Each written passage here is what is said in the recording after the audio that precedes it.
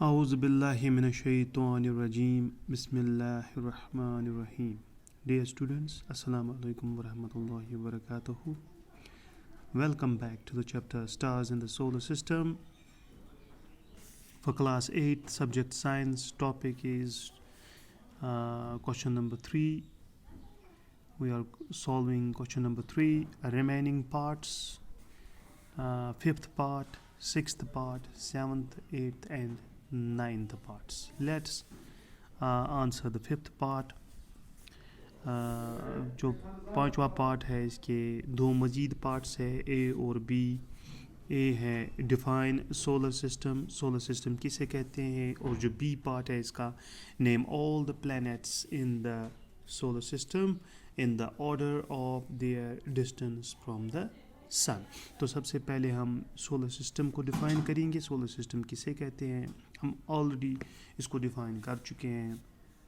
तो solar system जो है ये एक फैमिली है जिसका हेड सन है, और जो बाकी 8 प्लैनेट्स है, सैटेलाइट्स है, एस्टेरॉइड्स है, कॉमेट्स है, मीटियोर्स है, और जो मीटियोराइट्स है वो इसके मेंबर्स है. तो सोलर सिस्टम जो है is a family headed by sun and 8 planets, satellites, asteroids, comets, meteors and meteorite as it is members. So we will write down the answer of this question. This is A part. Solar system is a family. Solar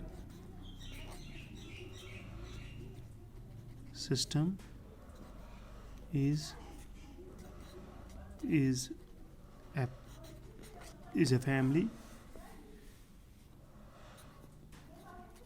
a family headed by sun. Solar system जो है ये एक family है जिसका head सन है, and इसके अलावा and इसमें 8 प्लैनेट्स हैं. इसमें 8 प्लैनेट्स हैं, 8 प्लैनेट्स हैं. इसमें सैटेलाइट्स है, इसमें बहुत सारे सैटेलाइट्स है, नेचुरल सैटेलाइट्स है. इसके अलावा एस्टेरॉइड्स है. इसके अलावा कॉमेट्स है,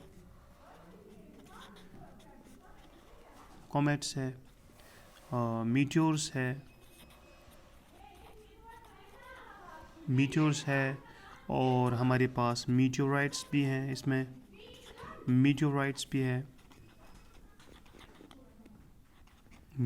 है as it is members. तो सोलर सिस्टम जो है ये एक फैमिली है जिसमें सन हेड का काम करता है, हेड ऑफ द फैमिली है, और इसके अलावा 8 प्लैनेट्स है. इसके अलावा सैटेलाइट्स है, एस्टेरॉइड्स है, कॉमेट्स है, मीटियोर्स है और मीटियोराइट्स. ये सब इसके मेंबर्स है. So what is solar system? Solar system is a family headed by sun and 8 planets, satellites, asteroids, comets, meteors and meteorites as it is members. All these are heavenly bodies. Okay, then we have the second part. Name all the planets in the solar system in the order of their distance from the sun. तो हमें तमाम planets का नाम लिखना है जो solar system में हमारे मौजूद हैं. हमें पता है 8 planets are in our solar system. तो हमें इनको एक एक करके लिखना है in the order of their distance from the sun, यानी सन से कितनी दूरी पे है वो है. तो एक एक करके हमें इनको हम कह सकते हैं कि इंक्रीजिंग ऑर्डर, असेंडिंग ऑर्डर में हम इनको लिखेंगे. यानी सबसे नज़दीक कौन है, फिर दूर, उससे दूर, फिर उससे दूर, फिर लास्ट पे जो सबसे दूर होगा उसका नाम सबसे लास्ट पे आएगा. तो हम डिस्टेंस के हिसाब से सबसे नज़दीक क्लोजेस्ट लिखेंगे. तो ये रहा आंसर. बी पार्ट का तमाम प्लैनेट्स का नाम लिखना है but on the basis of order of distance. तो सबसे नज़दीक जो है मरकरी है, ठीक. फिर थोड़ा सा और दूर जाएंगे तो वीनस है, जिसको सिस्टर प्लैनेट भी कहा जाता है। उसके बाद अर्थ है, तीसरे नंबर पे है। उसके बाद मार्स है, जो कि जिसको हम रेड प्लैनेट भी कहते हैं। मरकरी, वेनस, अर्थ, मार्स। फिर उसके बाद जुपिटर है, जो कि हमारे सोलर सिस्टम का सबसे बड़ा प्लैनेट है और सबसे ज़्यादा मून्स, सैटेलाइट्स इसी के पास है। उसके बाद हमारा सैटर्न है, जिसको रिंग्ड प्लैनेट भी कहा जाता है, क्योंकि इसके पास रिंग सिस्टम है सैटर्न। उसके बाद यूरेनस है, जो कि one of the coldest planets है। और उसके बाद लास्ट पे पड़ता है Neptune, and this is the coldest planet, this is the farthest planet, this is the last planet of our solar system. Pluto is not a planet. Pluto is a dwarf planet, से exclude किया गया है planet list में से। मैंने आपको बताया है क्यों प्लेटो को बाहर निकाला गया लिस्ट ऑफ प्लैनेट्स में से, तो उसमें हमें जाने की ज़रूरत नहीं है। तो 8 प्लैनेट्स हैं on the basis of the order of the distance. So Mercury, that's the closest planet. Then we have Venus. Then we have Earth, Mars, Jupiter, Saturn, Uranus, and Neptune. Okay, this was the 5th part. Now we have 6th part.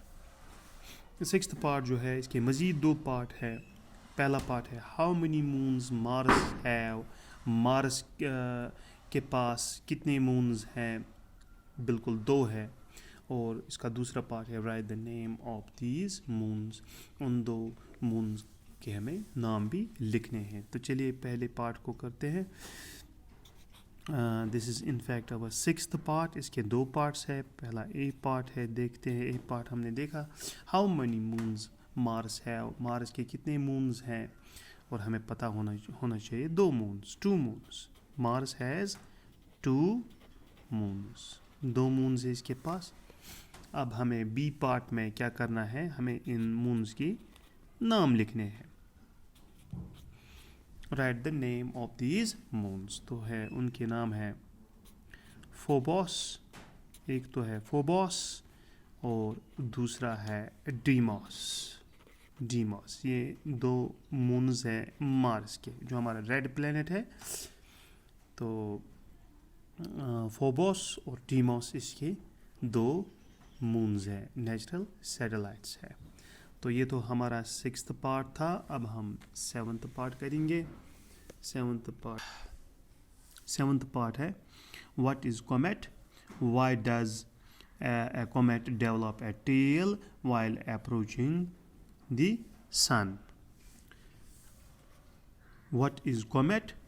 Why does a comet develop a tail while approaching the sun? Comet किसे कहते हैं, और इसके पास जो tell आ जाती है जब ये सन के नज़दीक पहुंचता है, सन के करीब पहुंचता है, तो इसके पास एक टेल, एक दुम जैसी बन जाती है। और मैंने कहा है कि वो दुम, उसकी लेंथ लगभग मिलियंस ऑफ किलोमीटर्स तक फैली होती है। तो करोड़ ऑफ किलोमीटर्स तक फैली हुई होती है। तो बहुत बड़ी टेल बनती है इसकी जब ये सन के नज़दीक पहुंचता है। तो क्यों ये टेल कैसे बन जाती है, वजह क्या है टेल बनने का? तो कॉमेट हम लिखेंगे, कॉमेट किसे कहते हैं और ये टेल कैसे बनती है इसकी। So we will write the answer of this 7th part. This is 7th part. सबसे पहले व्हाट इज कॉमेट, कॉमेट किसे कहते हैं? तो हम यहाँ पे जवाब लिखेंगे the bright star, the bright star-like objects, star तो नहीं है, star-like objects है, स्टार की तरह कुछ objects है, objects with a long tail, जिसके पास एक लंबी सी टेल होती है, with a long tail approaching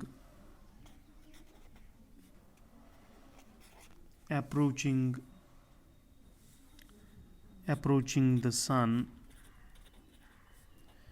in a highly elliptical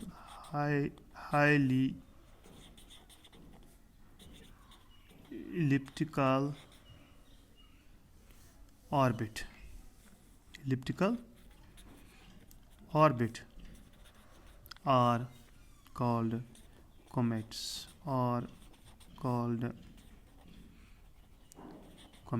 तो कॉमेट हम किसे कहते हैं? ये ब्राइट स्टार लाइक ऑब्जेक्ट होते हैं, बहुत ही रोशन स्टार की तरह चमकीले होते हैं ऑब्जेक्ट्स। उनके पास एक लंबी सी दुम होती है, टेल होती है। तो जब ये अप्रोच करता है सन के नज़दीक, यानी सन के इर्द गिर्द चक्कर लगाता है, मगर जब ये सन के नज़दीक पहुंच जाता है तो काफ़ी ब्राइट इसकी लाइट बन जाती है और सन के इर्द गिर्द ये इलिप्टिकल ऑर्बिट में मूव करता है। जबकि हम बाकी जो प्लैनेट्स देखते हैं that move in circular orbit, but this comet it moves around the sun. ये सन के इर्द गिर्द चक्कर तो लगाता है, मगर इसका जो ऑर्बिट है वो इलिप्टिकल है, यानी बिल्कुल जैसे अंडे की शक्ल होती है, बिल्कुल उसी शेप के हिसाब से ये सन के इर्द गिर्द चक्कर लगाता है। So what is a comet? The bright star-like objects with a long tail approaching the sun in a highly elliptical orbit are called comets. यानी वो रोशन तारों की तरह कुछ ऑब्जेक्ट्स है जिनके पास लंबी टेल होती है, और जब ये अप्रोच करता है सन को, यानी सन के नज़दीक आ जाता है, मगर इसका ऑर्बिट हाईली इलिप्टिकल होता है, तो उन ऑब्जेक्ट्स को हम कहेंगे कॉमेट्स। अब मसला ये है कि इसकी टेल कैसे डेवलप होती है। Why does the comet develop a tail while approaching the sun? तो जब ये सन के नज़दीक पहुंचता है इलिप्टिकल ऑर्बिट में, तो इसकी टेल कैसे बन जाती है? तो उसी का हम जवाब लिखेंगे। ए कॉमेट डेवलप्स ए टेल। कॉमेट की टेल बन जाती है, किस वजह से बन जाती है वही हमें लिखना है। Comet develops A tell,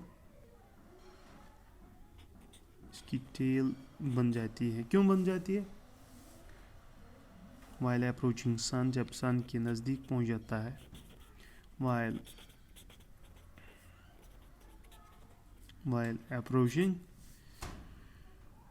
approaching the sun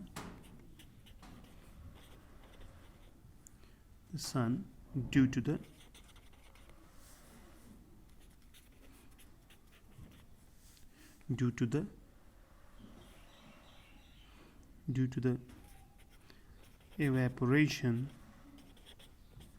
to the evaporation of cometous gases, यानी कॉमेट में जो गैसेस होते हैं उनकी इवापोरेशन होती है गर्मी की वजह से, तो वो एक ब्राइट टेल की शक्ल में हमें दिखाई देता है। तो कॉमेट की टेल कैसे डेवलप होती है? तो कॉमेट जैसे ही सन के नज़दीक पहुंचता है, तो उसमें जो गैसेस है, कॉमेट के जो गैसेस है वो गर्म हो जाते हैं, और इतने गर्म हो जाते हैं कि वो उनमें एवेपोरेशन स्टार्ट हो जाता है, और इसकी वजह से हमें ये जो टेल है वो एक ब्राइट और रोशनी की तरह दिखाई देती है। तो इसकी टेल इस तरीके से बन जाती है, फिर आहिस्ते आहिस्ते फिर डिसअपीयर हो जाती है ये टेल। तो ये रहा हमारा 7वां। अब हम 8वां पार्ट इसका देखेंगे। What is star, what makes the star give about vast amount of energy. तो इसे हम, क्योंकि 8वां पार्ट है, उसके बाद 10वां पार्ट भी है, तो मेरे ख्याल से ये नेक्स्ट वीडियो में हम करेंगे। तो उम्मीद है कि आपको ये क्वेश्चन समझ में आ गए होंगे। Thank you very much.